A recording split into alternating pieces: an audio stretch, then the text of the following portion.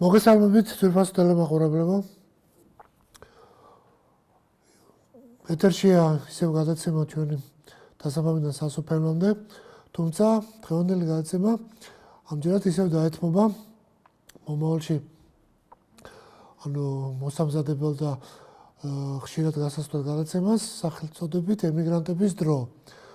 ჩვენი სტუმარი უკვე თქვენთვის კარგად ცნობილი ამერიკაში ცხოვრები ქართველი ბიზნესმენი ბატონი დავით კარტოზია გახლავთ. მოგესალმებით ბატონო დავით.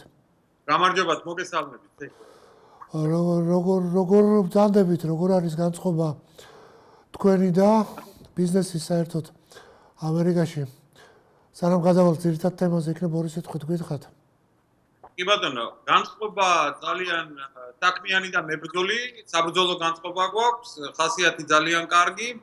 ვაკეთებთ მაქსიმუმს, რისი გაკეთებაც შეგვიძლია და ძალიან ვხარობთ ამით. მე დღეს მინდა წარმოგიდგინოთ თქვენ ბატონო გიორგი და ქართველებს კიდევ ერთხელ ბატონი ჯონ კლაინი, რომელიც გახლავთ ჩვენი თანამებრძოლი და ჩვენი ჯგუფის ძალიან აქტიური წევრი, ძალიან გამოჩენილი ამერიკელი მეცნიერი, რომელსაც აქვს ძალიან ძელი ისტორია ამერიკის მთავრობასთან მუშაობის, სხვადასხვა კომპანიებთან მუშაობის, სამეცნიერო მუშაობის, იგი მუშაობს ეკოლოგიაზე, ჩვენი მიზანია სუფთა პლანეტა და დაახლოებით 6 წელია ცოტა მეტი ჩვენს ჯგუფში აქტიურად მუშაობს, ანუ სრული დატვირთვით არის ჩვენ ჯგუფთან ასოცირებული და მუშაობს საქართველოში განსახორციელებელ პროექტებზე.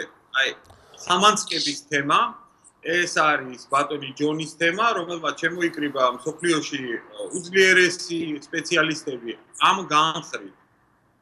და ძალიან წარმატებულად ჩაატარა კვლევები, იყო საქართველოში, შეხვდა საქართველოს მთავრობის ბევრ ეშელონს და ძალიან მოტივირებულია და კარგ განწყობაზე იმედი აქვს, რომ საქართველოში ეს ძალიან მნიშვნელოვანი და სერიოზული პროექტი განხორციელდება. We are very glad to see you, Mr. Klein, Dr. Klein. Nice to meet you in our TV. ბატონო დავით, ესე იგი თქვენ ალბათ გაუძღვებით დღევანდელ საღამოს, როგორც ვფიქრობ, ხო? კი, ასე აჯობებს ბატონო გიორგი. აქედან შეხმატებულად მოგიყვებით ამ ჩვენი პროექტის თავობაზე და მე მგონი აჯობებს მე გაუძღვე, მე დავსვა რა თქმა უნდა. და თქვენ რა თქმა უნდა თქვენ შეკითხვებს და თქვენთვის სასურველ წინადადებებს მოგვაწოდებთ მაგით. კი ბატონო.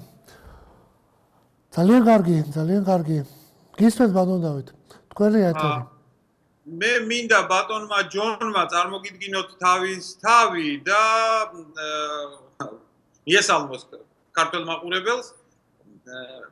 John, please say hello to Georgians and introduce yourself and say a couple words about your involvement in Georgia and movement.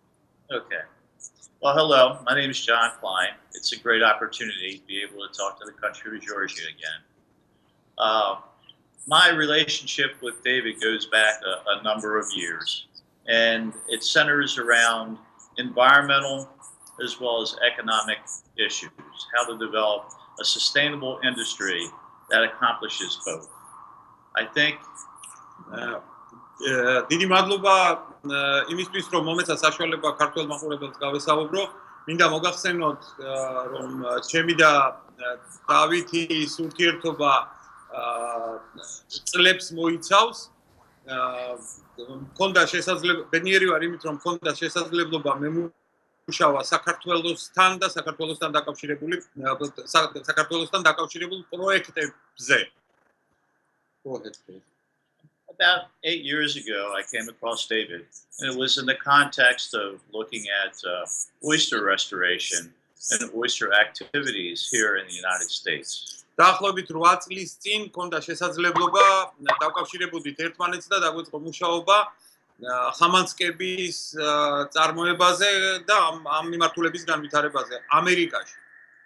Prior to meeting David, I had worked for approximately 30 years with the United States government trying to develop and restore an oyster industry here in the United States. დაახლოებით დავითთან შეხვედრამდე დაახლოებით 30 წლის წინ, რა თქმა უნდა, მქონდა შესაძლებლობა მემუშავა ოისტერებზე, ანუ ხამანწკებზე, აქ ამერიკაში და ეს იყო ამერიკის მთავრობასთან მუშაობა ბატონი ჯონის. ეს არის Department of Agriculture, ეს იგივე ორგანიზაცია, როგორც სოფლის მეურნეობის სამინისტრო საქართველოში.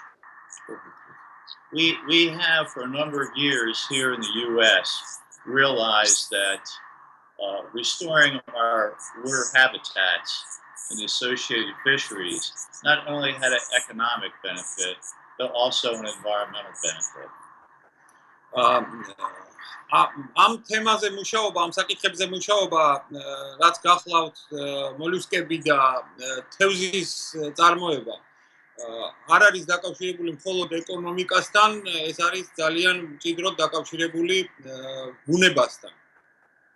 Prior to about 20 years ago, a lot of the development associated with fisheries was done irrespective of the potential environmental impacts that it could have, not realizing if it was done in a sustainable fashion, it could also improve the environment as well as provide an economic incentive for development of the industry. ნორმალურად და წესიერად განვითარებული ეს მიმართულებები თევზი და მოლუსკები არა მარტო ეკონომიკურ დივიდენდებს გვაძლევს, არამედ ძალიან კარგად მუშაობს ბუნების, სუფთა ბუნების შექმნის საკითხებზე, მიმართულებებზე. Historically, most of our seafood was caught in the wild using standard fishing practices. More recently, because we did not employ strict regulations on over-harvesting, we created a problem here in the United States when we started depleting the shell fishery, the fishery in general. რეგულაციები არ იყო ნორმალურად დაყენებული რეგულაციების საკითხი თევზის ჭერაზე და მოლუსკების ჭერაზე წყალში, რამაც გამოიწვია ბალანსის დარღვევა და დიდი კატაკლიზმები მსოფლიო ოკეანეში და აქ, კერძოდ აქ, ამერიკის შეერთებული შტატებში. And we started impacting the natural habitats through over-harvesting. And transitioning into newer practices, we realized that in order to provide a sustainable industry, we had to approach it differently. ამ მიმართულებების განვითარებისთვის ჩვენ მივიღეთ გადაწყვეტილება და დავრწმუნდით იმაში და მივიღეთ გადაწყვეტილება, რომ სხვანაირი მიდგომაა საჭირო ამ მიმართულებებთან. So we started what we call a green sustainable movement towards harvesting seafood products. და მიმართულება მიიღო ჭყალებში ვიტყვი მწვანე ფერი და მწვანე გესმით რასაც გულისხმობთ, აი ამ მიმართულებით მწვანე გახდა ჩვენი დროშა. So we had to realize that the natural resources which provide the habitat for these fisheries had to be protected in such a way that we could continuously go back and utilize these natural environments for production of seafood. ზღვის რესურსები, თევზი და იგივე ეს მოლუსკები აუცილებლად უნდა იყოს დაცული და ისევ იგივეს იმეორებს, რომ უნდა იყოს რაღაც რეგულაციები შემუშავებული და გზები იმისთვის, რომ არ დავარღვიოთ ბალანსი. It was about 8 years ago when I first met David that this whole concept of green and sustainable fishery development was just started. დაახლოებით 8 წლის წინ ჩვენ აქტიურად ჩავებით მწვანე და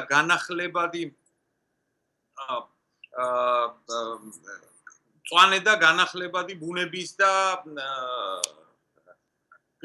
green and sustainable What did you say, John? It's a green and sustainable technique of providing for a consistent production. Exactly. მწვანე და განახლებადი ახალი ტექნოლოგიების შემუშავება, რომელიც იმის საშუალებას მოგცემს, რომ ბალანსი იყოს შენარჩუნებული. So we undertook practices and developed protocols that would ensure that we were not only protecting the environment, but in many cases, we were actually improving the very environment by utilizing these techniques. შემუშავებული იქნა და მიღებული კანონები, რომლებიც საშუალებას გვაძლევენ არა მხოლოდ განვავითაროთ ეს მიმართულება, არამედ უფრო მეტად დავიცვათ და ესე იგი, მაგალითად თევზს ჭერა, რას გულისხმობდა ჯონი? თევზს ჭერა ჩვეულებრივი მეთოდით, რა თქმა უნდა, იჭერ რაღაც რაოდენობას და ის რაოდენობა ბუნებას აკლდება. ჩვენი ახალი მიღებული მეთოდებით და კანონებით ჩვენ თევზს ვიჭერთ და პოპულაციას ვზრდით ამასთანავე ერთდროულად. So about that time, when I first met David, we were looking at, and he became part of a company that we were both involved with, to look at how to use oysters, specifically utilizing these practices to improve not only the production of oysters in Chesapeake Bay, but also to improve the water quality of Chesapeake Bay. 8 წლის წინ დაახლოებით მე შევუერთდი იმ კომპანიას, მე მიწვეული ვიყავ იმ კომპანიაში, რომელშიც ჯონი მოღვაწეობდა და იქ იყვნენ კიდე ძალიან ბევრი გამოჩენილი და ძირძველი პიროვნებები, ისეთი როგორიც იყო ენდრიუ მურზა, არის ძალიან მოხუცი და ძალიან ისეთი აქტიური მამამთავარი მოლუსკების მოშენების.